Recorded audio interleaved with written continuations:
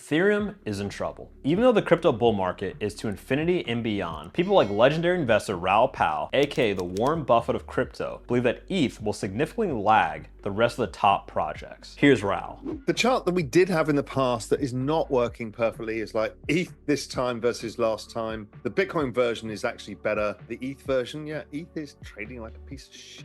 I think it's just lost its narrative. I actually think they've overbuilt blockchain capacity for the demands of the chain via the layer twos. I actually am not long-term negative over it. I just think, yeah, they've got excess capacity right now for the market. So what does Raoul mean by this? In short, Ethereum has lost its way. Okay. Before you hit that unsubscribe button, we're not the only ones noticing this trend. Earlier this year, Peter Silge, Ethereum team lead, was the one who coined that Ethereum is starting to lose the plot. Quote, "At this point, I'd be happy to be proven otherwise, but I feel Ethereum is losing the plot. The research team fully embraced the idea to centralize everything as long as it can be verified," which is a cute charade. Decentralized validation, but centralized control. Additionally, Joe McMahon, CEO of the hedge fund Asymmetric, has said Ethereum is more academic than practical in nature. If we take a look at Ethereum and you say this was a leap in computer science, Vitalik and the team deserve loads of credit for this, kind of defining smart contract programming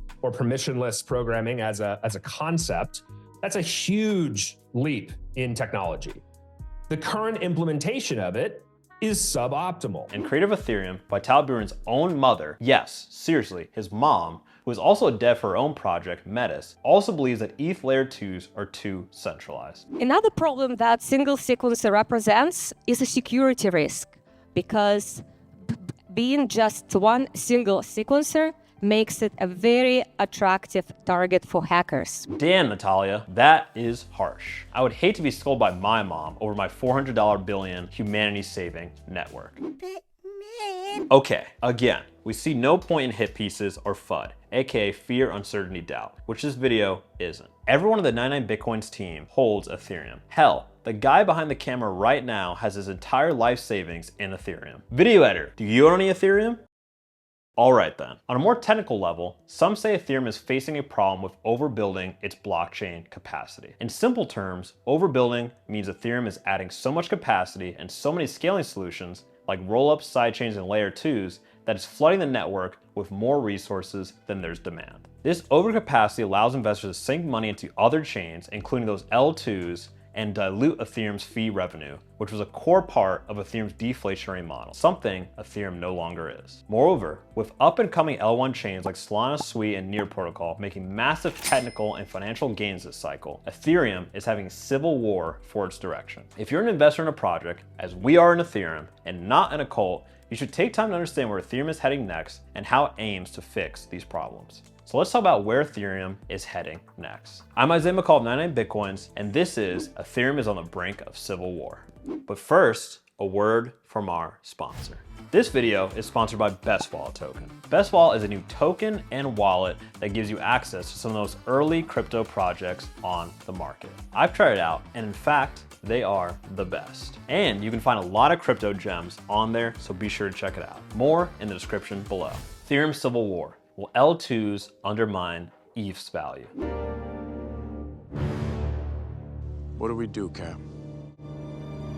We fight. To understand how Ethereum got here, you need to understand layer 2s. Layer 2 solutions are protocols built on top of Ethereum's main blockchain, which is a layer 1, and they're used to enhance scalability and efficiency. They process transactions off-chain and then record the results on the main chain, aiming to reduce congestion and lower fees. Layer 2s are essential to Ethereum remaining the #2 cryptocurrency by market cap and achieving its goal of becoming a new decentralized internet. Some of the most popular L2 chains by market cap include Arbitrum, Optimism, Polygon, the chain that hosts Polymarket, and ZK Sync. The new and popular argument against them is that layer 2s often rely on less secure consensus mechanisms, potentially exposing users to risks. As more transactions move to layer 2s, it also incentivizes users to invest on those projects instead of Ethereum. After all, if I liked interacting on Polymarket, why invest in Ethereum when I can buy Polygon tokens? Here's Tushar Jain, co-founder and managing partner at Multi-Chain Capital, in a conversation with Raoul Pal about why he thinks layer 2s harm Ethereum's token price. ETH is kind of stuck in the middle. still. I think ETH has been outsourcing a lot of its value capture to its L2s because they're the ones who are actually doing the execution on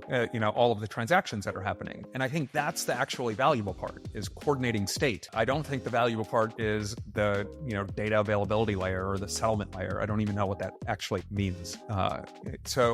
I think simplicity is key, and that's why I like Bitcoin and Sol as kind of the barbell of the top big assets. As Confucius once said, the man who chases two rabbits catches neither. Bitcoin is gold 2.0.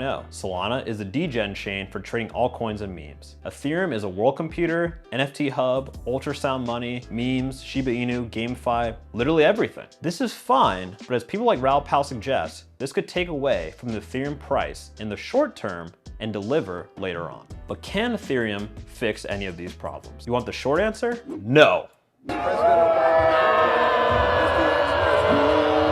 Just kidding, yes. Ethereum is improving at a slow pace, with the network stuck in the middle of the scaling cycle of its roadmap. But 2025 could be a big year for the network regardless. Here are some predictions and updates we have for Ethereum in 2025. The first update on the docket is proto-dank sharding, aka EIP 4844, set to make layer 2 scaling cheaper and faster. Think fewer fees and more usage on Ethereum. Yes, a name like proto-dank sharding sounds more like the gamer tag of someone teabagging you in Halo, but there are several investment opportunities to this upgrade. Ethereum itself will go up in value because proto-dank sharding will drive network usage back to the settlement layer. Additionally, layer 2 tokens like Arbitrum, Optimism, and Polygon will also benefit from cheaper, faster scaling, driving potential adoption. Then there's Ethereum's next big update, the Verge, which will reduce hardware needs by using vertical trees, which could make running an Ethereum node as easy as using a smartphone. More validators equals more decentralization. The upshot is that we could see an Ethereum phone sometime soon, just like its competitor, Solana. Ethereum also plans to implement the Purge and the Splurge. Yes, there's a theme to these updates, or clearly the people naming them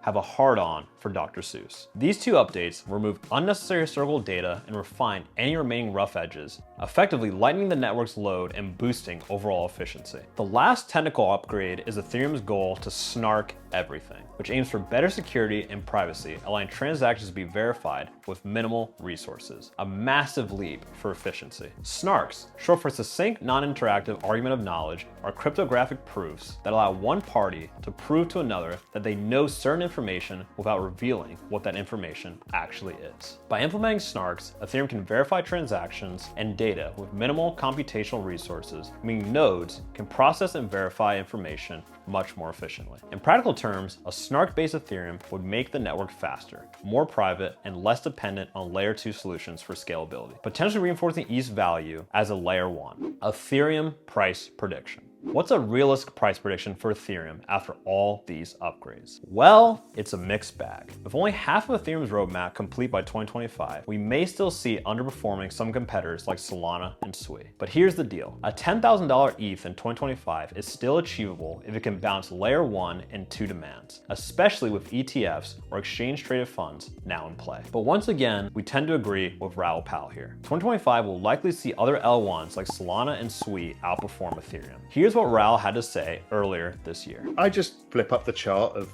ETH in 2018 and then put it against the chart of Solana. They're pretty much identical. ETH did 47x from that low, and we got down to $9 or whatever it was, or $8 in Solana. The bottom line, if Ethereum can solve its issues, maintain decentralization and security while scaling up, it has the potential to far exceed $10,000 in the long term. That figure might even seem conservative in hindsight if Ethereum truly becomes the world computer it aspires to be. But to see that happen, we need innovation focus and a strong value proposition that retail can understand. If you're an ETH maxi, you need to realize that some chains are more practical for users as it stands right now. When you make arguments about Ethereum being expensive and therefore bullish, you know you've pretty much lost the plot. So let's see what happens next. Ethereum is sure to be a major player in the crypto scene, but the road ahead might be a little bumpy. Fasten your seatbelts. It's going to be a bumpy night. Well, until next time. Oh hey, didn't see you there. Thank you for watching. We've been really appreciating the support you guys are giving us on these new crypto education videos. And please like and subscribe so we can get these videos into 2025. As you can see, we are not good enough for Magic Spoon yet, but with your support, we'll be there. Maybe we'll even get better help. But until then, we're appreciating the support, so we'll see you on the next one. Nah, I got this. On these new jeans. Oh, you're still here?